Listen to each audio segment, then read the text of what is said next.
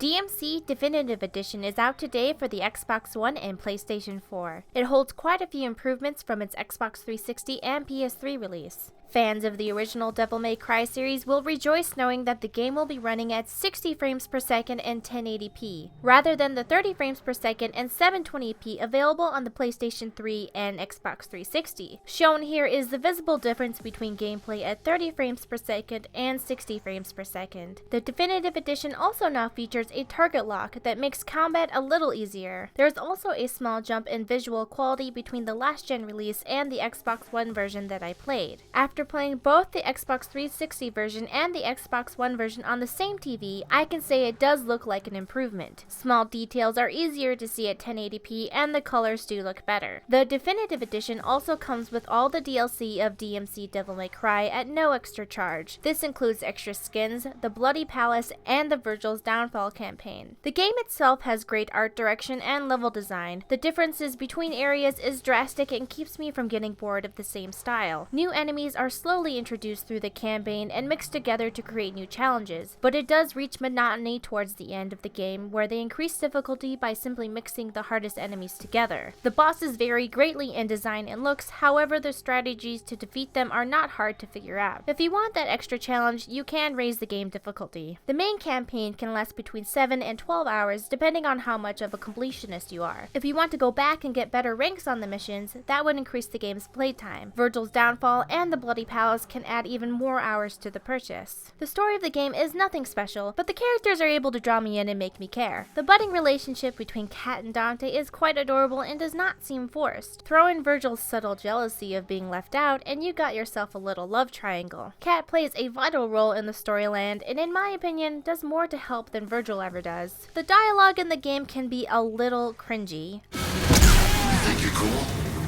How's about I kill you and piss on your corpse for cool points? But if you give yourself into it, it can be funny. There is plenty of eye candy to go around to everyone, and I never felt uncomfortable with the female depictions of sexuality. Especially since it seems like Dante and Virgil were designed to be at least a little flashy for the ladies. Oh my god, I can't even concentrate on what they're saying. How do guys focus on video games when hot babes are like this? DMC Definitive Edition is available for $40 US, and I think that is a good value. You're getting a good game that runs at a higher frame rate and resolution, in addition to getting all the DLC. So yeah, $40 seems like a good amount to pay to add to your next-gen library. At least to me, it does look pretty next-gen and holds up to the other games that have been released in the last year or so.